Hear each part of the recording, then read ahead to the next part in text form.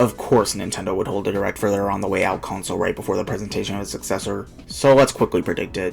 Right off the bat, if you're expecting anything more than a glorified partner showcase with a few first-party announcements, I think you're setting yourself up for disappointment here.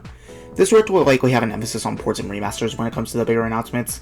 For example, as the first announcement, Kirby playing a Robobot has been pretty heavily rumored since the start of the year, and yeah, it's been a little bit since we've seen Kirby, and Robobot could be a nice way to hold over fans while waiting for the next new game, as it's one of the most beloved games in the series.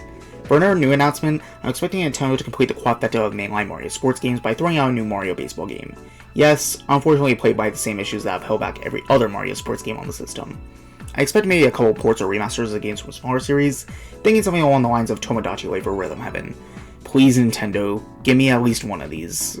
Metroid Prime 4 is rumored to be quite prevalent in the Switch 2 presentation as a way to show the power of the Switch 2 compared to Switch 1, which makes me struggle to say we'll see it covered in depth here, but Beyond's main purpose in that presentation is to be a graphical showcase that I think we can still expect to hear. Lastly, for first parties, I feel like there's a chance for another dormant IP to be revived with a remake.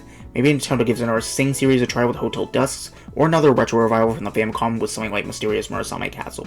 I could see the possibility of a Mario Galaxy 2 remaster, since it's Mario's 40th anniversary, and I struggle to see it being a Switch 2 exclusive, or coming later in the year, as I find it very likely that the next new 3D Mario game will be this year's holiday title for Nintendo, and I don't think they want Galaxy 2 to compete with it on the same system or same time period. Lastly, for some third-party predictions, since I'm not heavily in the know with this series, I'm going to take the Rabbit fans' word for it and say a Deltarune on Switch Shadow Drop could happen. Maybe. Plants vs. Zombies Reload recently got a rating for a Switch version, so I find it likely we'll see it here too. From there, I'd expect the usual suspects, such as Sega or Square for example, will have something there. Again, don't expect too much from this. This is merely an appetizer for what should be the main course next week.